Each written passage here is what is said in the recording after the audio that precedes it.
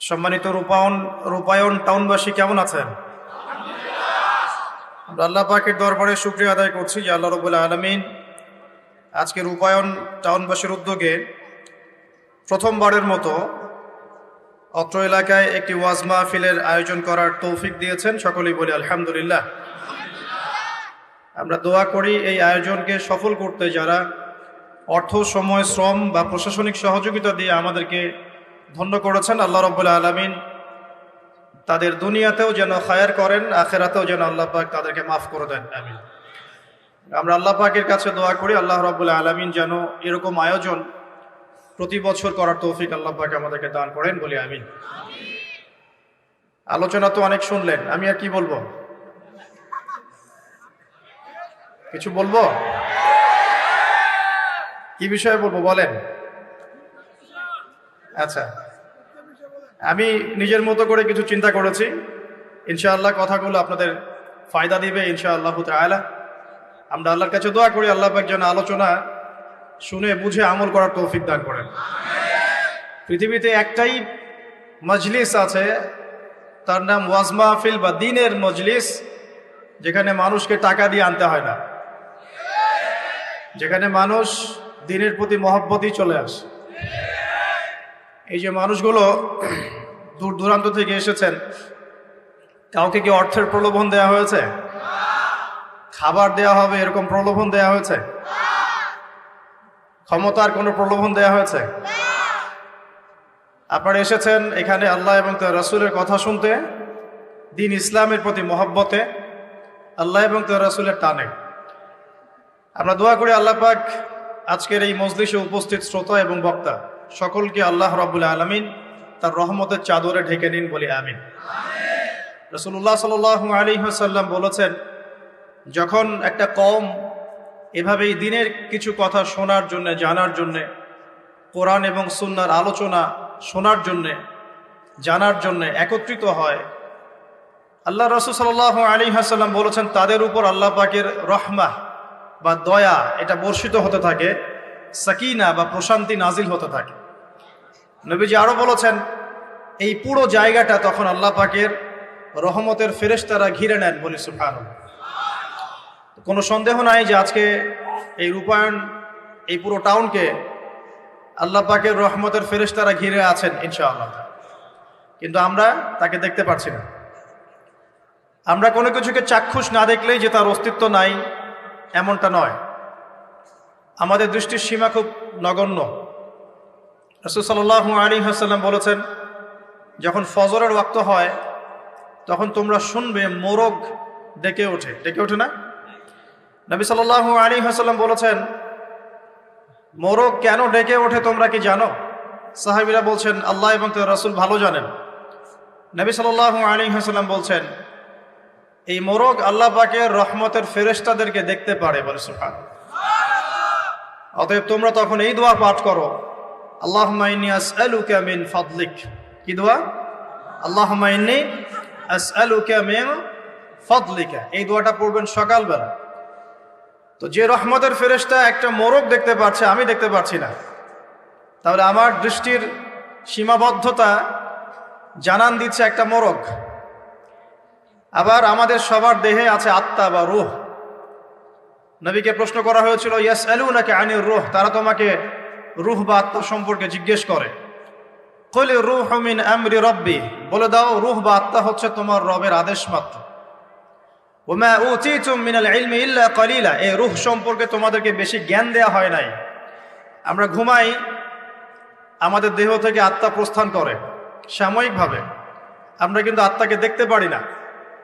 যে মানুষ তার দেহের মধ্যে থাকা আত্মাকেই দেখতে পারে না, তার দৃষ্টিভঙ্গি কত সংকীর্ণ এটা কি বোঝার অপেক্ষা আছে?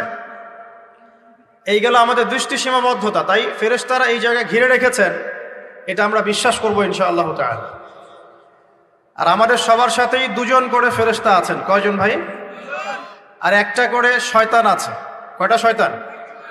কিছু কিছু মানুষের সাথে অবশ্য একাধিক শয়তানও থাকতে পারে, তবে নর্মালি একটা মানুষের সাথে একটা করে শয়তানই থাকে। আর এখনকার বিশ্বে বেশিরভাগ শয়তান থাকে পশ্চিমা সভ্যতায়। কিভাবে বুঝলাম? এগুলো বোঝার জন্য দরকার বাসিরা। কি দরকার? বাসিরা মানে হলো অন্তর্দৃষ্টি। এগুলো বোঝার জন্য দরকার আল্লাহর নূর, আল্লাহর পক্ষ থেকে আলো, যেটা আল্লাহ পাক কলবে নাজিল করেন। আপনি প্রটেস্ট্যান্ট ভার্সনে পড়াশোনা করে এবং এই বস্তুবাদী শিক্ষায় শিক্ষিত হয়েই যে আল্লাহ পাকের নূর অর্জন করতে পারবেন, কোনো গ্যারান্টি নাই। আল্লাহ পাকের নূর অর্জন করতে হলে আগে আল্লাহ পাকের হুকুম আহকাম ঠিক মতো মেনে চলতে হয়, হালাল রিজিক খেতে হয়, হৃদয়টা মানে কলবটাকে পরিচ্ছন্ন করতে হয়, কলবের মধ্যে কোনো রকম হিংসা, বিদ্বেষ, রিয়া, অহংকার থাকা যায় না। এর উপর বেশি বেশি কোরআন তেলাওয়াত করতে হয়, কবর জিয়ারত করতে হয়, মৌতকে স্মরণ করতে হয়, আল্লাহর জিকির বাড়িয়ে দেওয়া লাগে, ফরজ ওয়াজিবের পাবন্দ হতে হয়, সুন্নত মুস্তাহাব ধরে রাখতে হয় এবং আল্লাহর নূরওয়ালা মানুষদের সাথে চলতে হয়। তখন আল্লাহ পাকের পক্ষ থেকে কলবের মধ্যে নূর আসে। যখন আপনার কলবে আল্লাহর পক্ষ থেকে নূর আসবে, আপনিও বুঝতে পারবেন যে সত্যিই আসলে জগৎটা কেমন আর কি হচ্ছে এই পৃথিবীতে। তাহলে বস্তুবাদী চোখ দিয়ে আপনি যদি দেখেন, তাহলে মনে হবে যে মাশাআল্লাহ আমরা উন্নতি, অগ্রগতি, স্বর্ণ শিখরে যাচ্ছি। কিন্তু আল্লাহর নূর দিয়ে দেখলে আপনি বুঝতে পারবেন যে রিয়েলিটি আর এই ভিজুয়াল ওয়ার্ল্ডের মধ্যে আকাশ পাতাল পার্থক্য আছে। আজকে খুব ভালো লাগছে যে আমি শিক্ষিত সমাজে কথা বলছি, এরকম সমাজই আমি প্রত্যাশা করি। কিন্তু দুর্ভাগ্যজনক, ওয়াজ মাহফিলে সবসময় এমনটা হয় না। ওয়াজ মাহফিলে যেটা হয়, এমন একজন এসেছে যিনি আলেম, আবার এমন একজন এসেছেন যিনি আলিফ বা তাসাও পড়তে পারে না। একজন এসেছে নামাজও পড়ে না কখনো, আর একজন এসেছে মাশাআল্লাহ তাহাজ্জুদ গোজার। কেউ বিশ্ব রাজনীতি, অর্থনীতি, সমাজবিদ্যা সব পড়ে ফেলছে, আর কেউ অজু গোসলের মাসালাও জানে না। এরকম জায়গায় কথা বলাটাও খুব ডিফিকাল্ট।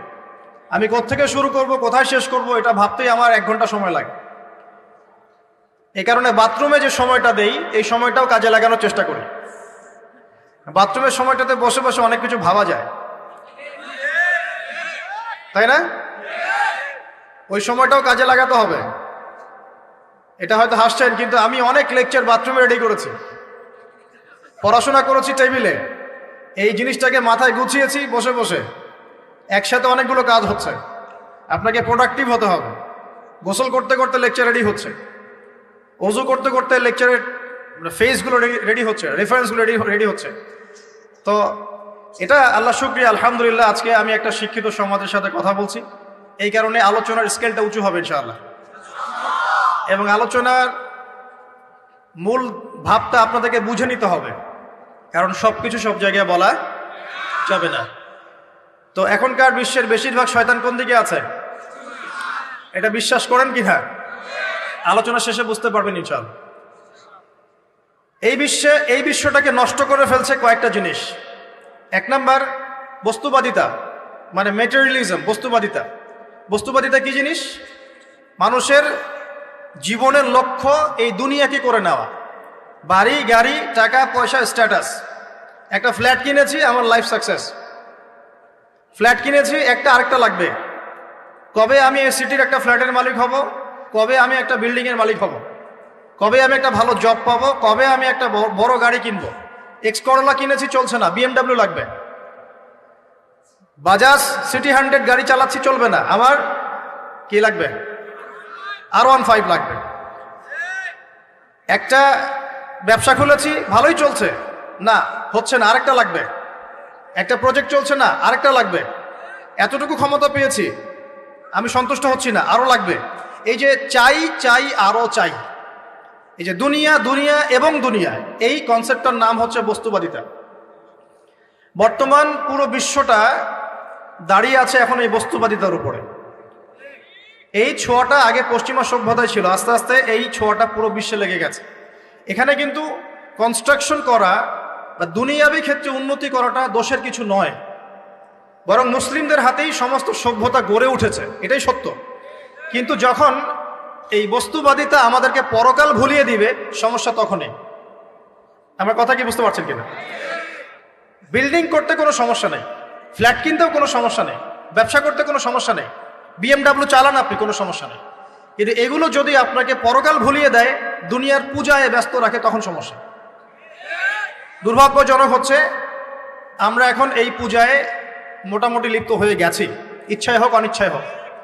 ঢাকা শহরে ফ্লাইওভারের উপর দাঁড়াবেন, আপনি দেখবেন মানুষ ছুটছে আর ছুটছে সকাল থেকে, একদম ফজর থেকে শুরু করে রাত 12টা 1টা। এখানে তো রাত হয় না, সব দিন। আর নবী সাল্লাল্লাহু আলাইহি ওয়াসাল্লাম শেষ জামানার হাদিসগুলোর মধ্যে বলেছিলেন যে যখন মানে ছেলে মেয়ের পোশাক পরবে, মেয়ে ছেলের পোশাক পরবে, যখন আনতালিদা লামাতু রাব্বাতুহা, মানে দাসী তার মনিবকে জন্ম দিবে। দাসী মনিবকে জন্ম দেওয়ার একটা ব্যাখ্যা উলামায়ে কেরাম এমনটাও করেছেন, সমাজে ন্যায় অন্যায়, হক বাতিল, সত্য মিথ্যার যে মানদণ্ড, এটা উল্টে যাবে। ন্যায় হবে অন্যায়, অন্যায় হবে ন্যায়। আমানতদার ব্যক্তিকে বলবে খেয়ানতকার, খেয়ানতকার ব্যক্তিকেই বলবে আমানতদার। সত্য হবে মিথ্যা, মিথ্যা হবে সত্য। হক হবে বাতিল, বাতিল হবে হক। সাদা হবে কালো, কালোই হবে সাদা। দিন হবে রাত, রাত হবে দিন। এখন ঢাকা শহরে রাত হয়ে গেছে দিন, আর দিন হয়ে গেছে বহু যুবক যুবতীর জন্য রাত। এখন বাজে 12টা, আমাদের শহর অ্যাক্টিভ মাশাআল্লাহ। আমাদের শহর ঘুমাবে 4টায়, 4টায় ঘুম উঠবে জোহরের নামাজের আগে। লাঞ্চ করে না এখনকার মানুষ, ব্রেকফাস্টটাই লাঞ্চ। তো আনতালিদা লামাতু রাব্বাতুহা এর গভীর ব্যাখ্যা আছে। আল্লাহ পাকের হালালকে এই বস্তুবাদী সভ্যতায় হারাম করা হচ্ছে এবং আল্লাহ পাকের হারামগুলোকে হালাল করে নেওয়া হচ্ছে। আমরা এই দর্শনটা পেয়েছি পশ্চিমা দর্শন থেকে। পশ্চিমা সভ্যতাই প্রথম সারা বিশ্বে এই বস্তুবাদিতা ছড়িয়ে দিয়েছে। এটা একটা ভয়ঙ্কর জিনিস, যেটা আপনাকে পরকাল থেকে ডিমোটিভেটেড করছে। আপনাকে মূল যে গোল, আমার জীবনের যে মূল লক্ষ্য, সেই লক্ষ্য থেকে এই বস্তুবাদী আকীদাটা আপনাকে সরিয়ে দিচ্ছে। কিভাবে আমি বুঝাচ্ছি। আল্লাহ পাক কয়েকটা অ্যাম্বিশন দিয়ে পাঠিয়েছেন দুনিয়াতে আমাদেরকে। তার মধ্যে প্রথমটা হচ্ছে সূরা জারিয়াত আয়াত নাম্বার 56। এটা প্রথম। কি এটা? আল্লাহ পাক বলছেন, ওয়ামা খালাকতুল জিন্না ওয়াল ইনসা ইল্লা লিয়াবুদুন, বা'দা আউযু বিল্লাহি মিনাশ শাইতানির রাজীম, ওয়ামা খালাকতুল জিন্না ওয়াল ইনসা ইল্লা লিয়াবুদুন। আল্লাহ পাক আপনাকে আমাকে প্রথম যে দায়িত্ব দিচ্ছেন সেটা হচ্ছে এই, আমি মুসলিম, আমি নারী হই, পুরুষ হই, যুবক হই, যুবতী হই, যেই হই না কেন, আল্লাহ পাক আমাকে বলছেন ওয়ামা খালাকতুল জিন্না ওয়াল ইনসা ইল্লা লিয়াবুদুন। দেখো, আমি জিন আর মানব জাতিকে শুধুমাত্র আমার ইবাদত করার জন্যই দুনিয়ায় পাঠিয়েছি, আর কোনো কারণ নাই। এই যে আল্লাহ পাক আমাদেরকে 60 বছর 70 বছর হায়াত দিয়েছেন, একটা কারণ, অনলি একটা, ইল্লা লিয়াবুদুন, যাতে আমরা আল্লাহর ইবাদত করতে পারি। আবার বোঝেন, আল্লাহ পাক আমাদেরকে দুনিয়াতে শুধু তার ইবাদত করতেই পাঠিয়েছে। আল্লাহ পাক এখানে একটা পরীক্ষায় ফেল করেছি হতাশ হয়ে আত্মহত্যা করতে পাঠান নাই। আল্লাহ পাক এখানে একটা মেয়ের পিছনে ঘুরে জীবন নষ্ট করতে পাঠান নাই। আল্লাহ পাক এখানে আমাদেরকে ধর্ষণের সেঞ্চুরি করতে পাঠান নাই। আল্লাহ পাক এখানে আমাদেরকে অন্যায়ভাবে অন্যের সম্পদ আত্মসাৎ করতে পাঠান নাই। মাদকের যে ভয়াল থাবা চলছে, এর মধ্যে নেশায় বুধ হয়ে যাওয়ার জন্য আল্লাহ পাক আমাদেরকে পাঠান নাই। কি জন্য পাঠিয়েছে? পলিটিক্যাল মারামারি করতে আল্লাহ পাঠান নাই আমাদেরকে দুনিয়ায়। সোশ্যাল ক্ষমতার দ্বন্দ্বে লিপ্ত হওয়ার জন্য পাঠান নাই। মিলস, ইন্ডাস্ট্রিজ এন্ড ফ্যাক্টরিজের নেশায় বুধ হয়ে পরকাল ভুলে যাওয়ার জন্য আল্লাহ এখানে পাঠান নাই। আল্লাহ পাক একটা রিজনে পাঠিয়েছেন, অনলি একটা। এবং এই দায়িত্বটা আল্লাহ পাক কিন্তু কড়াই গন্ডায় উসুল করে নেবেন আমাদের কাছ থেকে। ভাববেন না আল্লাহ পাক এই পুরো মহাবিশ্ব খেলার ছলে সৃষ্টি করেছেন, এমন নয়। আল্লাহ পাক বলছেন, আমি এই মহাবিশ্বকে খেলার ছলে সৃষ্টি করি নাই। ওয়ামা খালাকতুল জিন্না ওয়াল ইনসা, বলেন, ইল্লা লিয়াবুদুন, আমি শুধুমাত্র এবং শুধুমাত্র আমার ইবাদত করার জন্য মানুষ আর জিনদেরকে সৃষ্টি করেছে। জিনকে আমরা দেখি না, আমাদের সাথে জিনরা আছেন। জিনের মধ্যে ভালো খারাপ আছে, ঠিক যেমন মানুষের মধ্যে ভালো খারাপ আছে। আর প্রত্যেকটা মানুষের সাথে একটা করে শয়তান জিন থাকে, যে মানুষকে খারাপ কাজে প্রলুব্ধ করে, যে নিজে খারাপ কাজ জোর করে করায় না, সে শুধু প্রলুব্ধ করে। সে বলে মাদকের মধ্যে শান্তি, ওয়াসওয়াসা দেয়, কাজটা বাস্তবায়ন করেন আপনি। সে বলে যে এটা তো ছেলে মেয়ের ফ্রেন্ড, বয়ফ্রেন্ড গার্লফ্রেন্ড কালচার, বন্ধুত্ব, এটা এমন কিছু নয়, জেনা করেন আপনি। সে বোঝায় যে টাকা পয়সা আর্ন করতে হবে, বউ বাচ্চাকে সিকিউর করতে হবে, সুদটা খান আপনি। সে বুঝায় যে তুই তো একসময় চলে যাবি, সন্তানদের জন্য কি রেখে গেলি, তখন ঘুষটা খান আপনি। সে বুঝায় যে অন্যের সম্পদ যদি আত্মসাৎও করি, শেষ বয়সে কাবা ঘরে গিয়ে হজ করে নিব, ব্যাস, দ্যাটস অল, আমার পুরো আমল নামা চকচকা হয়ে যাবে। এভাবে শয়তান ওয়াসওয়াসা দেয়, কিন্তু কাজটা করি আমরা। কোনো সময় কোনো সময় শয়তান দাড়ি টুপি পাগড়ি জুব্বাওয়ালা মানুষকেও নেক্সট স্রোতে ধোকা দেয়। কোন স্রোতে? এদেরকে বদ স্রোতে ধোকা দেয় না, নেক্সট স্রোতে ধোকা দেয়। সে একটা কাজকে কল্যাণ খায়ের মনে করেই এমন কিছু করে যেটা শয়তান তার সামনে ফুটিয়ে তোলে নেক হিসেবে, কিন্তু আসলে এর পিছনে একটা খারাপ উদ্দেশ্য ছিল। দাড়ি টুপিওয়ালা মানুষকে নেক সুরতে শয়তান ধোঁকা দিয়ে ফেলে। কোনো কোনো সময় ভিতরে অহংকার জন্ম দিয়ে দেয়, কোনো কোনো সময় ডিগ্রি সার্টিফিকেটের গামান্ড নিয়ে আসে, কোনো কোনো সময় নারী দিয়ে পথভ্রষ্ট করে ফেলে, আর কোনো কোনো সময় অর্থের প্রলোভন দিয়ে পথভ্রষ্ট করে ফেলে। তো শয়তান কিন্তু কাউকে ছাড়ে না। তা আমি মূল জায়গায় আসি।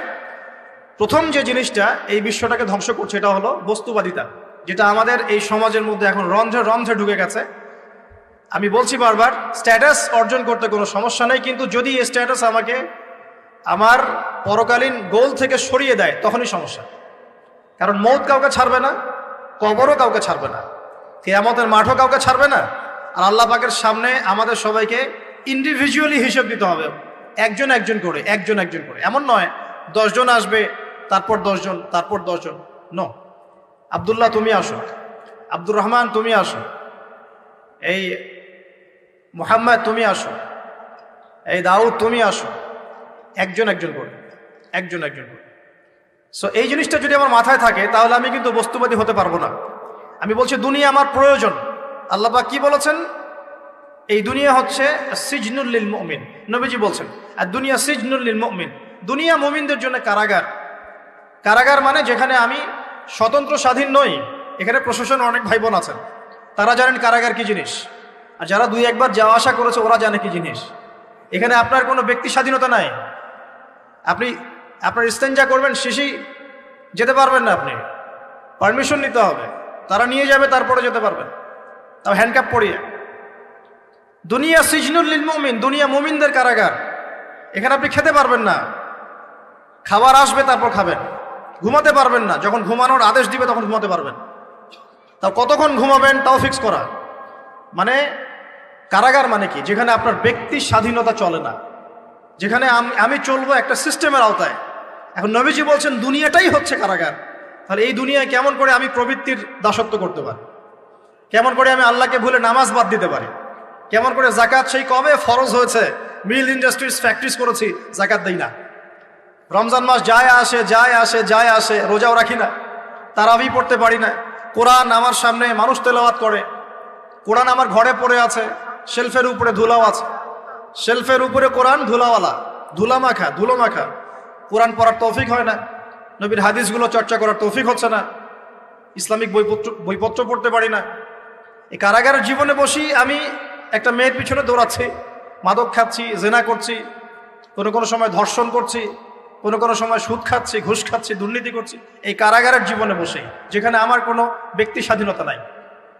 তাহলে কারাগারের জীবনের মেয়াদ যখন শেষ হবে, যখন তাকে এখান থেকে বের করে নিয়ে আসা হবে, অর্থাৎ মৃত্যু, তখন তার সাথে কিরকম রিমান্ডে আচরণ করা হবে এটা ভালো করে বুঝে নেন। এখন নবীজি বলছেন আদ-দুনিয়া সিজনুল লিল মুমিন ওয়াল জান্নাতু লিল কাফির।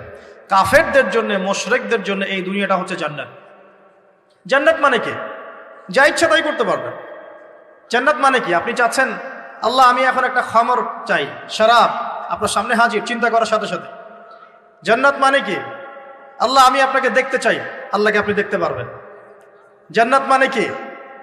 আপনি মধুর নহর, দুধের নহর, পানির নহর, শরাবের নহর, হুরুন ঈন চতুর্দিকে ঘোরাফেরা করছে।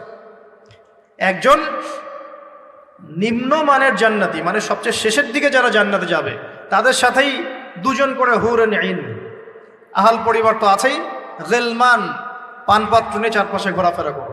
জান্নাত মানে কি? যেখানে যা ইচ্ছা তাই করা যাবে, বলার কেউ নাই, বাধা দেওয়ার কেউ নাই, সেখানে কোনো মৃত্যু নাই, সেখানে কোনো অহেতুক কথাবার্তাও নাই, কোনো গাল গল্প নাই, কোনো মিথ্যা নাই, কষ্টের ক্লেশ মাত্র নাই, থুতু ফেলতে হবে না। জান্নাত মানে থুতু ফেলতে হবে না। জান্নাত মানে হাঁচি হবে না, নাক ঝাড়তে হবে না। জান্নাত মানে ইস্তেঞ্জা, পেশাব পায়খানা করার টেনশন নাই। মানুষ খাবার খাবে, একটা ঢেকুর তুলবে, বাস খাবার হজম হয়ে গেছে। আর জান্নাতের সবচেয়ে বড় বিষয়টা কি? আল্লাহ পাককে আমরা এই চোখ দিয়ে দেখতে পারবো ইনশাআল্লাহ। আর তার সমকক্ষ একটা বিষয় হচ্ছে আল্লাহ পাক বলে দিবেন যে আমি তোমাদের সবার উপর সন্তুষ্ট হয়ে গেলাম, যাও কোনোদিন অসন্তুষ্ট হও, ব্যাস দ্যাটস অল। এখন আপনি যত কিছুই করেন এই বস্তুবাদী জীবনে, মনে একটা ভয় থেকে যাবে।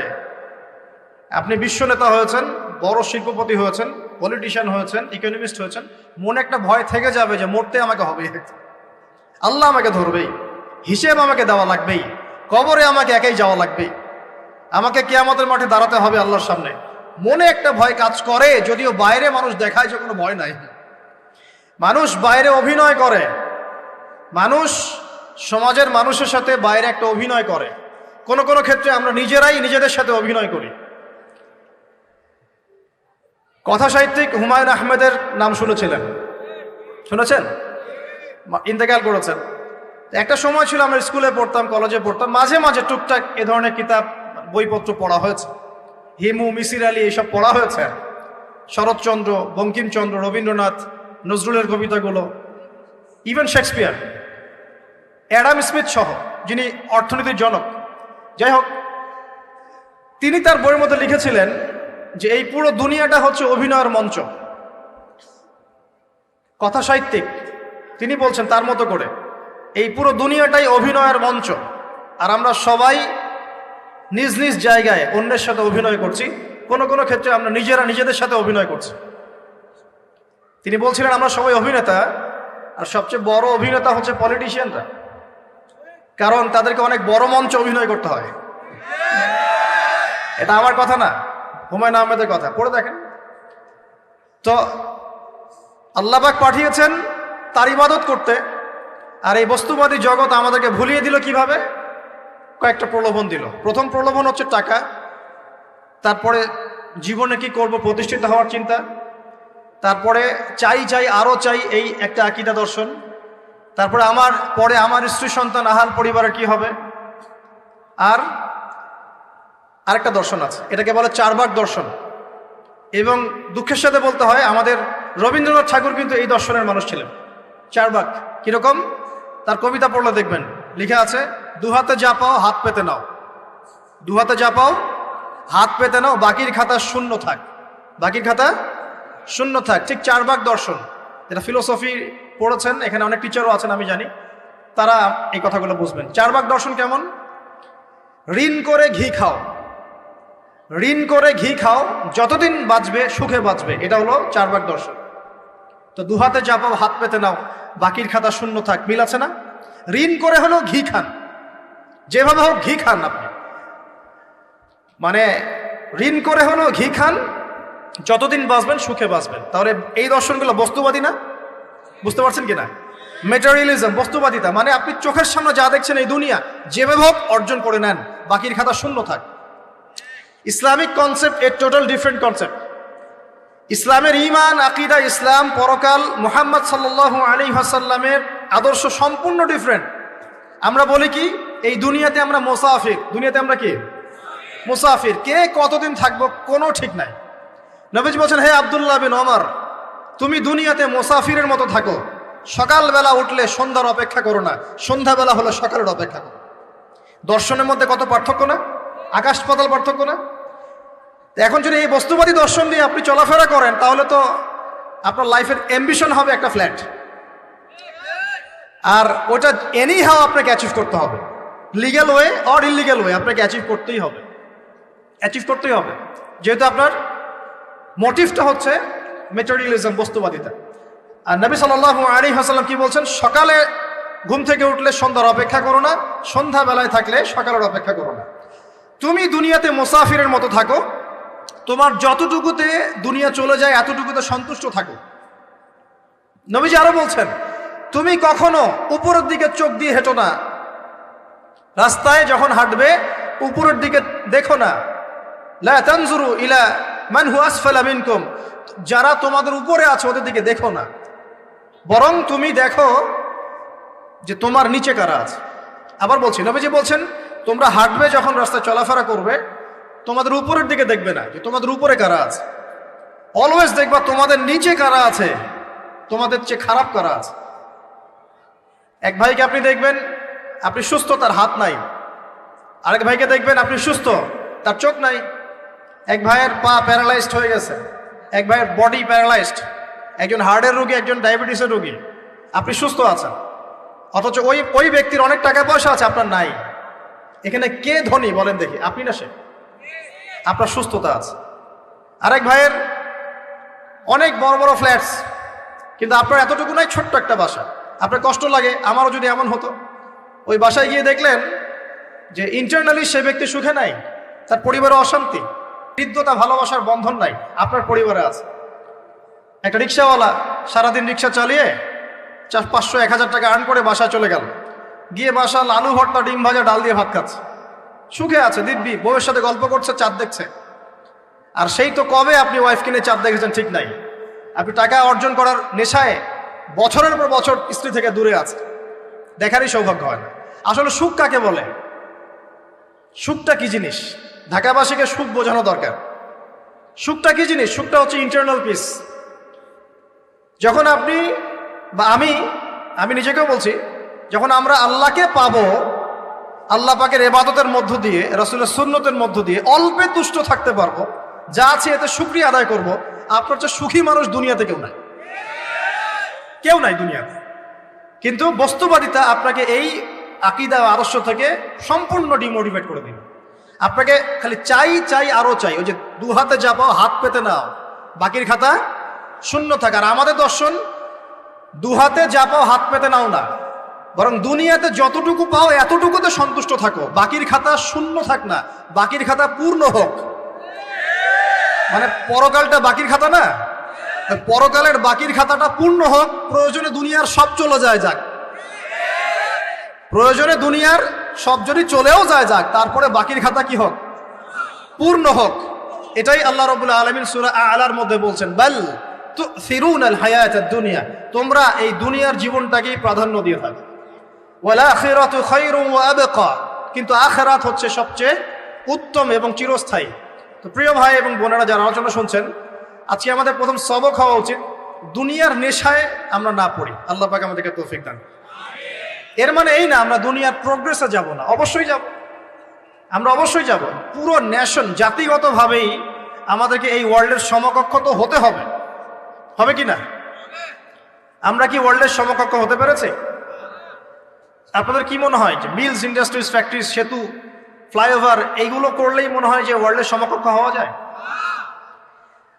প্রত্যেক জনগণ ভিতর থেকে সুখী কিনা, তাদের অন্ন, বস্ত্র, চিকিৎসা, শিক্ষা, বাসস্থান, এই যে মৌলিক চাহিদা, বেকারত্ব ঘোচানো, 3 বেলা খেয়ে পরে বাঁচা, জীবনের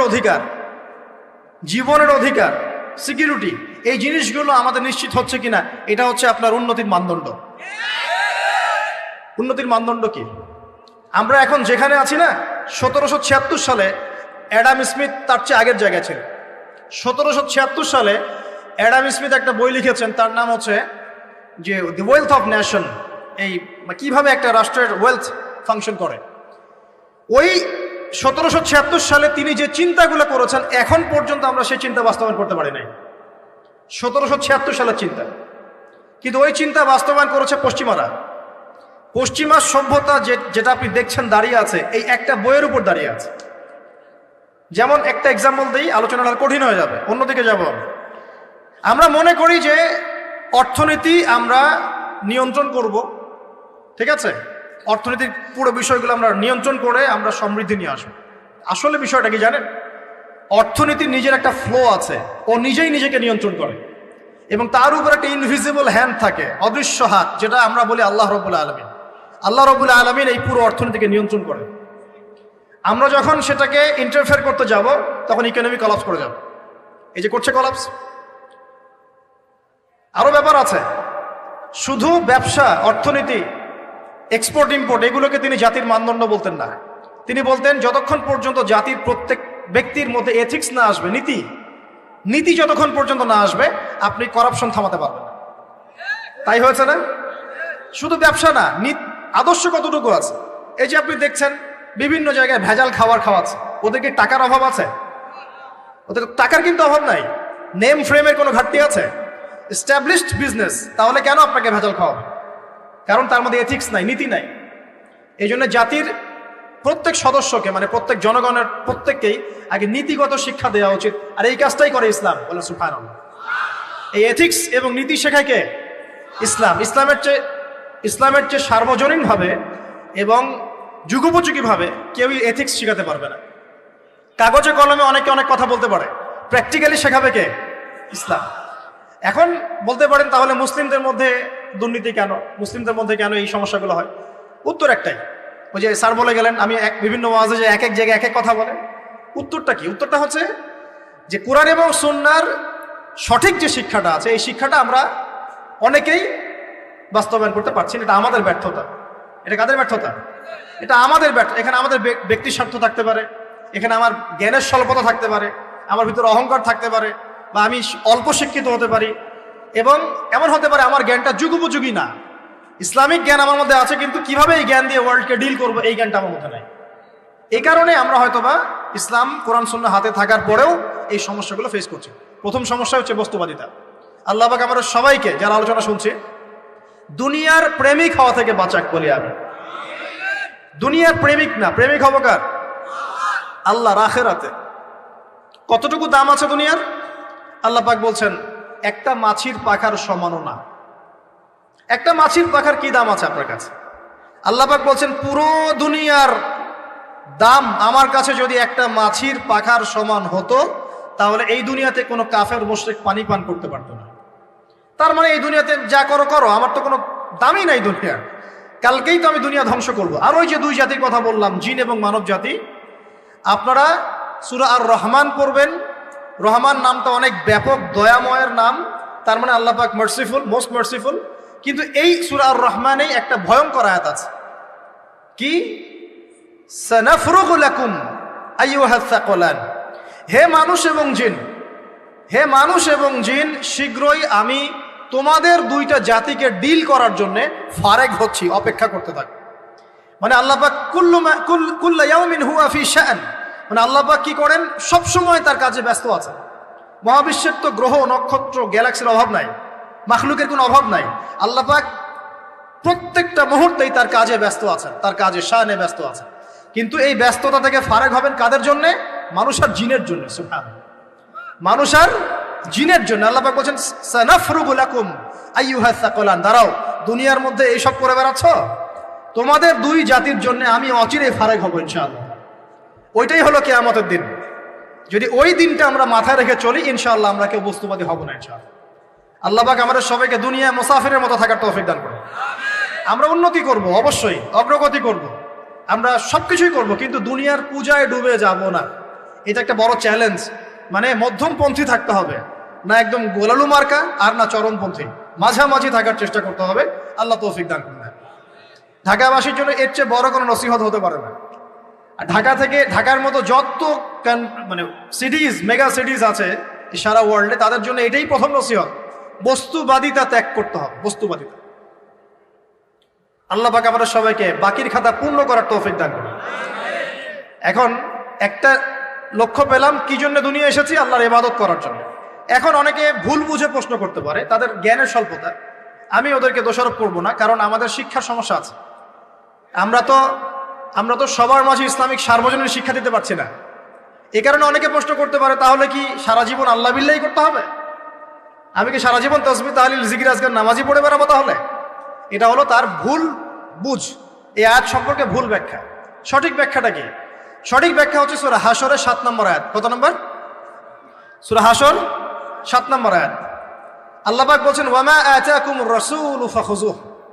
রাসূলুল্লাহ সাল্লাল্লাহু আলাইহি ওয়াসাল্লাম তোমাদেরকে যা যা দিয়েছেন সব নিয়ে নাও। ওয়ামা নাহাকুম আনহু ফান্তাহু। রাসূল যা থেকে বিরত থাকতে বলেছেন সমস্ত বিষয় থেকে দূরে থাকো। এখন এই আয়াতটাকে সামনে রেখে কোরআন সুন্নাহকে যদি আমরা ঘাঁটি, আমরা দেখব রাসূলুল্লাহ সাল্লাল্লাহু আলাইহি ওয়াসাল্লাম পেশাব পায়খানা ইস্তেঞ্জা করা থেকে শুরু করে রাষ্ট্র চালানো পর্যন্ত প্রতিটা কাজের হেদায়েত দিয়ে গেছেন। আলহামদুলিল্লাহ। এটা কেউ মানি বা না মানি, দিয়ে গেছেন, এটা বিশ্বাস করতে হবে। আমল করতে পারি বা না পারি, নবী দিয়ে গেছেন, বিশ্বাস করতে হবে। দলিল চাচ্ছেন, আপনি সহিহ বুখারী খোলেন, মুসলিম খোলেন, তিরমিজি, নাসাই, আবু দাউদ এগুলো খোলেন, দেখবেন আপনি ইস্তেঞ্জা করবেন কিভাবে, বসবেন কিভাবে, ঢোকার সময় কোন পা দিয়ে ঢুকবেন, বের হওয়ার সময় কোন পা দিয়ে বের হবেন, ইস্তেঞ্জা করার সময় কথা বলতে পারবেন কিনা, কতটুকু বলতে পারবেন, গোসল কেমন করে করবেন, ওযু কিভাবে করবেন আপনি, আগে কি পা থেকে শুরু করবেন নাকি হাত থেকে শুরু করবেন? কিভাবে নামাজ পড়বেন? আগে গিয়ে কি সাজদা করবেন নাকি একামত হবে, আজান হবে, আল্লাহু আকবার তাকবীর দিবেন? কিভাবে নামাজ শেষে বের হয়ে আপনি ব্যবসায় চলে যাবেন? কিভাবে আপনি ব্যবসা করবেন? কিভাবে চাকরি বাকরি করবেন? সমাজের মানুষের সাথে মেলামেশা করবেন, মানুষকে দিনের দাওয়াত দিবেন? ইভেন কিভাবে আপনাকে যদি আল্লাহ ক্ষমতা দেন, আপনি কিভাবে সোসাইটি মেনটেন করবেন, সমাজ এবং রাষ্ট্র মেনটেন করবেন, প্রতিটা হেদায়েত খুঁটিনাটি কোরআন এবং সুন্নাহ দিয়েছে আমাদেরকে।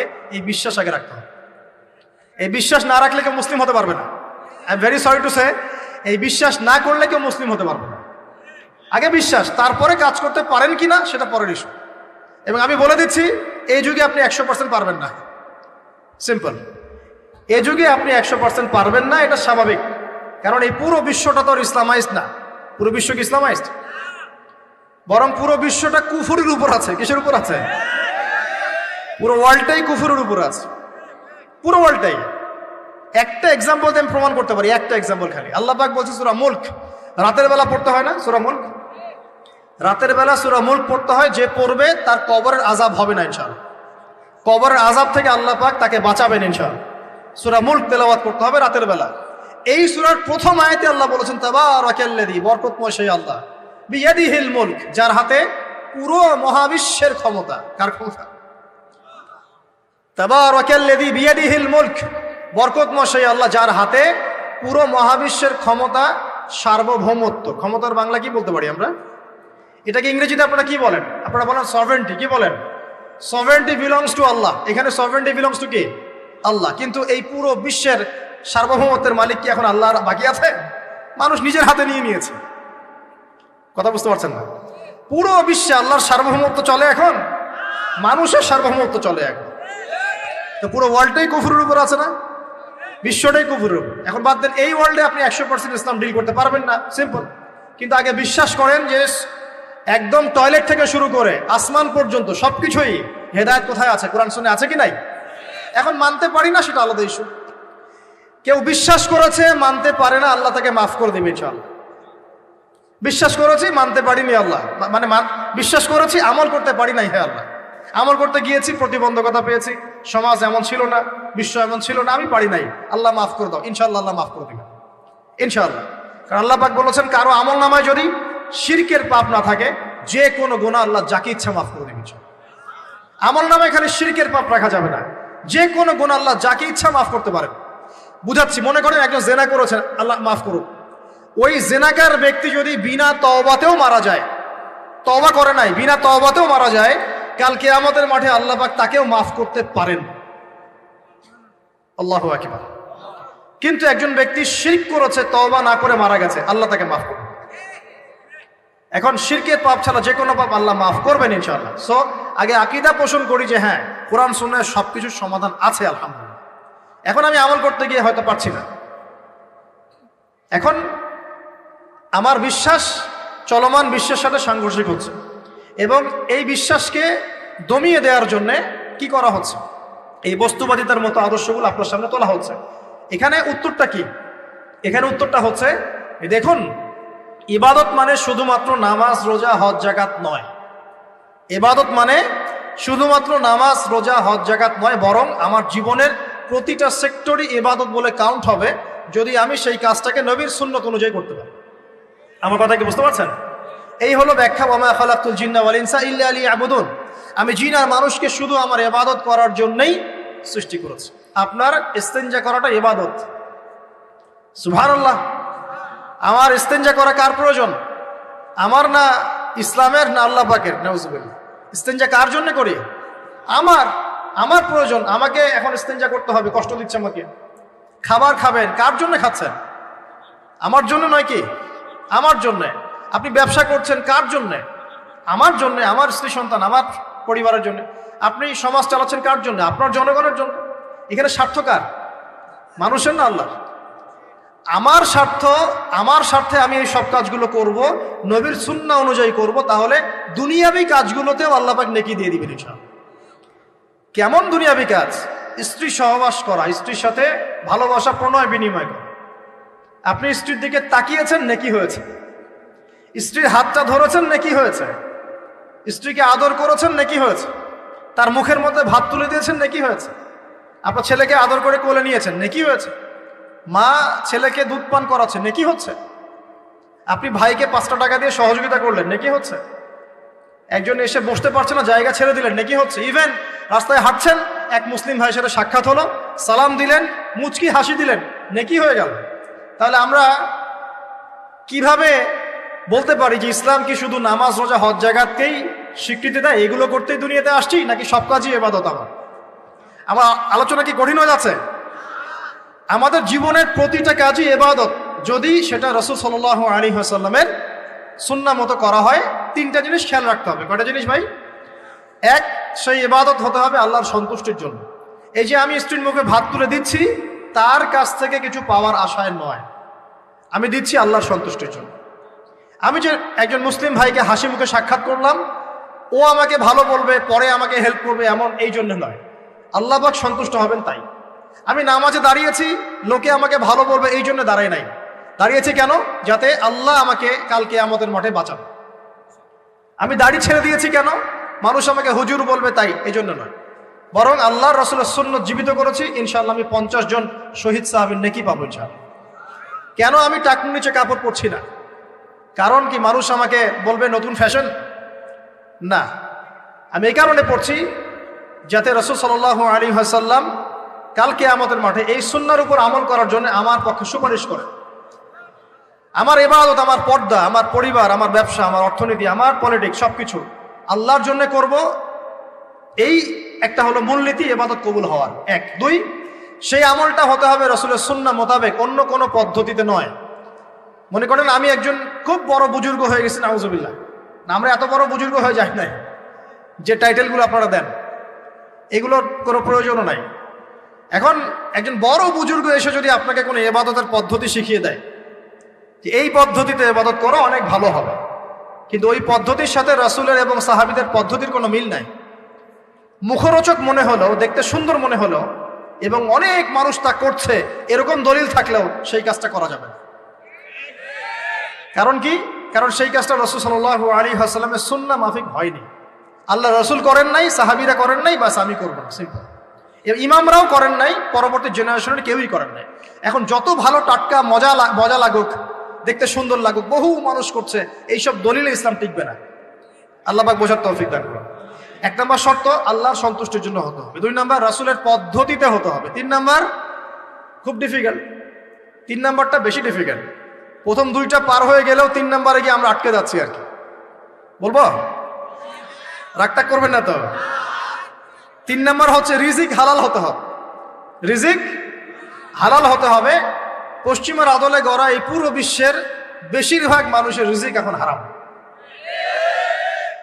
কেন হারাম? কারণ কোনো না কোনোভাবে আমরা সুদের সাথে সম্পৃক্ত হয়ে যাচ্ছি, কোনো না কোনোভাবে। আর নবীজি অনেক আগেই বলেছিলেন, 1400 বছর আগে, যে একটা জামানা তোমাদের সামনে আসবে, যে মানুষ সুদ খেতে চাইবে না তার গায়েও সুদের ছিটাফাটা গিয়ে লাগবে। লাগছে কিনা? এখন আপনি খেতে চাইবেন না, আপনাকে মেসেজ পাঠিয়ে দেওয়া হবে আপনার অ্যাকাউন্টে এত টাকায় যোগ হয়েছে। কি করবেন এখন? টাকাটা আপনি সুদের টাকা। সুদের টাকা মানে কি?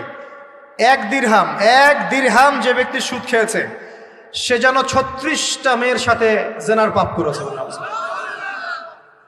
সহিহ বুখারী হাদিস, একদম অকাট্য, সহিহ, সনদ সহিহ, এমন না জয়ীফ জাল, এমন নয়। 1 দিরহাম যে ব্যক্তি সুদ খেয়েছে সে যেন 36 বার জেনা করলো, নবী সাল্লাল্লাহু আলাইহি ওয়াসাল্লাম বলেছেন। আর এই হাদিস তো আপনারা জানেন যে সুদের পাপের 73টা শাখা আছে। নিচের শাখা হচ্ছে মায়ের সাথে জেনা করা, মাকে বিয়ে করা, আর উপরের শাখা হচ্ছে আল্লাহ এবং তার রাসূলের সাথে যুদ্ধ করা। এগুলো অবলীলায় করছি আমরা। আর নবীজি বলছেন 4 শ্রেণীকে আমি অভিশাপ দিয়ে গেলাম। আল্লাহর নবী অভিশাপ দিয়ে গেলেন মানে সে জাহান্নামে যাবে, কোনো অবস্থাতেই জান্নাতে যাবে না। ইল্লা মাশা আল্লাহ। 1, যে সুদ খায়। 2, যে সুদ দেয়। 3, সাক্ষী থাকে। 4, লিখে রাখে। এখন বলেন এই সিস্টেমের বাইরে কতজন মানুষ আছে? এর বাইরে আবার আছে যাকাত না দেয়া, সম্পদ হারাম হয়ে যাচ্ছে। এর উপর আবার আছে ঘুষ যা না দিলে অনেক সময় চাকরি বাকরি হয় না। আর আস্তে আস্তে এগুলো আমরা ট্রেডিশন বানিয়ে নিয়েছি। এক সময় আমরা, শোনেন, এটাকে বলা হয় নিউট্রালাইজেশন, মানে স্বাভাবিকীকরণ। খুব কঠিন টার্ম বলে ফেলছি মনে কিছু। যেমন আগে ধর্ষণ হলে আমরা খুবই সোচ্চার ছিলাম এবং সারা এলাকা ফেটে যেত, এত বড় কথা। কেউ মাপে কম দিলে, ধরা পড়লে চক্ষু লজ্জায় সে সমাজে চলতে পারত না। কেউ চুরি করলে চক্ষু লজ্জায় বের হতে পারতো না। আস্তে আস্তে আস্তে আস্তে আস্তে আস্তে এই যে মাপে কম দেয়া বলেন, সুদ বলেন, জেনা বলেন, আস্তে আস্তে পাপগুলোকে আমরা নিউট্রালাইজেশন করে ফেলেছি, নিউট্রালাইজ হয়ে গেছে। হ্যাঁ, ধর্ষণ ডেইলি 4-5টা হয়, সুদ সবাই খায়, আমিও খাই, জেনা তো সবাই করে, বয়ফ্রেন্ড গার্লফ্রেন্ড ফ্রি মিক্সিং আছে, আমি করলে সমস্যা কি? ওর তো 4টা, আমার তো মাত্র একটা। ওর চেয়ে আমি ভালো। ওর 5টা বয়ফ্রেন্ড, আমার তো একটা। ওর 4টা গার্লফ্রেন্ড, আমার তো একটা। আমি তো ভালো। আমার ছেলে খুব ভালো, শুধু মাঝে মাঝে একটু ড্রিঙ্কস করে, ব্যাপারটা এরকম আর কি। তো এই যে পাপকে নিউট্রালাইজেশন করা হচ্ছে আস্তে আস্তে, স্বাভাবিকীকরণ। এই ফ্লোতে আমরা মোটামুটি সবাই পড়ে গিয়ে এখন রিজিক হারাম হয়ে যাচ্ছে। ঘুষ দিতে হয়, না চাকরি হবে না। আবার দেখেন, জাকাত না দেওয়ার মধ্য দিয়ে রিজিক হারাম করে ফেলছি, সুদ খাওয়ার মধ্য দিয়ে করছি, ঘুষ নেওয়ার মধ্য দিয়ে করছি, কোনো কোনো ক্ষেত্রে করাপশন, অন্যের সম্পদ আত্মসাতের মধ্য দিয়ে করছি। এর বাইরে যারা ব্যবসা করছি, আমরা যে দুধে দেওয়া তুলসী পাতা এমনও নয়, কোনো কোনো সময় মাপে কম দিচ্ছি। এই যে টাটকা জিনিস বলে ভেজাল খাওয়াচ্ছি, 3 দিনের বাসি তেল দিয়ে ইফতার রান্না করে খাওয়াই দিবে, বলবে একদম টাটকা জিনিস। রমজান মাস আসছে সামনে না, কত যে মানুষ বের হবে যারা তারাবির নামাজ পড়বে, একদম 20 রাকাত, ওখানে রাকাত নিয়ে ঝগড়া হবে। ঠিক ওরাই যখন দেখবেন বিকালে দুপুরে ইফতার বিক্রি করবে, বিভিন্ন পণ্য বিক্রি করবে, দেখবেন যে দুনিয়ার বাসি পচা আপনাকে খাওয়াই দিবে। এই শ্রেণীর মানুষের ধারণা যে লা ইলাহা ইল্লাল্লাহ শুধু মসজিদে আছে, বাজারে নাই। এটা ধারণা, লা ইলাহা ইল্লাল্লাহ মুহাম্মাদুর রাসূলুল্লাহ, এটা মসজিদে আছে, বাজারে, সমাজে, অন্য জায়গায় নাই। এটা তাদের ধারণা। তাদের এই ধারণা অচিরেই ভাঙবে যখন মৃত্যুর দূত চলে আসবে, তখন বুঝবে লা ইলাহা ইল্লাল্লাহ একটা সার্বজনীন কালিমা, যেটা জীবনের সব ক্ষেত্রেই চলতে হবে। আল্লাহ পাক আমাদেরকে বোঝার তৌফিক দান। তো ব্যবসা করছি আলহামদুলিল্লাহ, অ্যাটলিস্ট সুদ খাচ্ছি না। তবে এতটুকু মনে রাখবেন, ব্যবসায়ীদের অসততার কারণে, আমানতের খেয়ানতের কারণে একটা আযাব আসে। হাদিসের মধ্যে আসছে একটা আযাব আসে। নবীজি বলেছেন, যখন একটা জাতির ব্যবসায়ীরা মাপে কম দেওয়া শুরু করে, মিথ্যা কসম করে পণ্য বিক্রি করা শুরু করে এবং আমানতের খেয়ানত করে, তখন ওই জাতির উপর দুর্ভিক্ষ চাপিয়ে দেওয়া হয়। কি চাপিয়ে দেওয়া হয়? দুর্ভিক্ষ চাপিয়ে দেওয়া হয়। মনে করছেন যে হয়তো দুর্ভিক্ষ নাই, পুরো ওয়ার্ল্ড ওয়াইড একটা নীরব দুর্ভিক্ষ চলছে এখন আস্তে আস্তে। সকালে একটু আগে বলেছিলাম না, গরিব মানুষ আলু ভর্তা, ডাল আর ডিম ভাজা দিয়ে ভাত খেত আগে। এখন তারা বলে আমরা ডিমই দেখতে পারি না চোখে। ডিমও খাওয়ার এখন সামর্থ্য হচ্ছে না অনেকেরই। আপনি শোনেন, আমি একটা জব করতাম, মনে করেন স্যালারি পেতাম 5,000 টাকা, এখন পাচ্ছি 10,000 টাকা। কিন্তু 10,000 টাকা স্যালারি পাওয়ার পরেও আগে 5,000 টাকা দিয়ে আমি সংসার চালাতে পারতাম, এখন 10,000 টাকা দিয়ে পারছি না। কারণ কি? কারণ হচ্ছে মুদ্রাস্ফীতি, দ্রব্যমূল্যের ঊর্ধ্বগতি, এর পাশাপাশি আছে আমানতের খেয়ানত করা, করাপশন এবং কিছু অসৎ ব্যবসায়ীর এই দুরভিসন্ধি। এসবের কারণে সাফার করছি কারা? আপনি তো সাফার করবেন না, কারণ আপনার তো ফ্ল্যাট আছে বড়। আপনি তো সাফার করবেন না, বিকজ আপনার আমার তো 3 বেলা খাওয়ার টাকা পয়সা আছে। এই যে আমি এসেছি, আমাকে ভালো অঙ্কের হাদিয়ে দিচ্ছি, আমি তো সাফার করবো না। সাফার কে করবে? সাফার করবে রিক্সাওয়ালা ভাই, ভ্যানওয়ালা ভাই, এই যে রাস্তাঘাটে যারা আশপাশে বাসা করে আছে, যারা দারিদ্র্যসীমার নিচে আছে। এদের সংখ্যা কত আপনার মনে হয়? মিনিমাম 3 থেকে 4 কোটি মানুষ আমাদের দেশের মধ্যে। মনে হচ্ছে পপুলেশনটা কম? উমর রাদিয়াল্লাহু আনহু বলতেন, আমি ভয় করি যদি আমার অধীনে একটা মেষপালক, মানে যে মেষ চড়ায়, এই মেষপালক এবং তার মেষ যদি না খেয়ে মারা যায়, আমি ভয় করি আল্লাহ কাল কিয়ামতের মাঠে আমাকে দাঁড় করিয়ে বলবেন, হে ওমর, তোমার তত্ত্বাবধানে এই ব্যক্তি না খেয়ে মরল কেন? এগুলো হিস্ট্রি হয়ে গেছে জাদুঘরে। এগুলো কোথায়? যা মিউজিয়ামে, হিস্ট্রি মিউজিয়ামে। কিন্তু এটাই ইসলাম। এখন সলিউশন কি? একটু এই জায়গায় কথা বলে সামনে যাই, একটু মনোযোগ দেন। সলিউশনটা কি? প্রথম কথা হচ্ছে আমাদের সবাইকে আমানতদার হতে হবে ভাই, প্লিজ। যে যার জায়গা থেকে আমানতের পরিচয় দিয়ে আল্লাহ পাক তৌফিক দান করুন। 2 নাম্বার, অল্পে তুষ্ট থাকার চেষ্টা করতে হবে। অল্পে তুষ্ট থাকার চেষ্টা করি, আল্লাহ তৌফিক দান করুন। 3 নাম্বার, কোনো প্রকার সম্পদ অপচয় করা যাবে না। কোনো প্রকার সম্পদ, না ব্যক্তিগত, না সোশ্যাল, না আমরা জনগণ রাষ্ট্রীয় সম্পদ, কোনোভাবেই সম্পদ অপচয় করা যাবে না। আমরা প্রচুর অপচয় করি, প্রচুর। আমরা জনগণরাই করি। আমরা কি দুধে দেওয়া তুলসী পাতা মনে করছেন নাকি? জনগণ দুধে দেওয়া তুলসী পাতা মনে করছেন? কে বলেছে মাপে কম দিতে? ওকে সরকার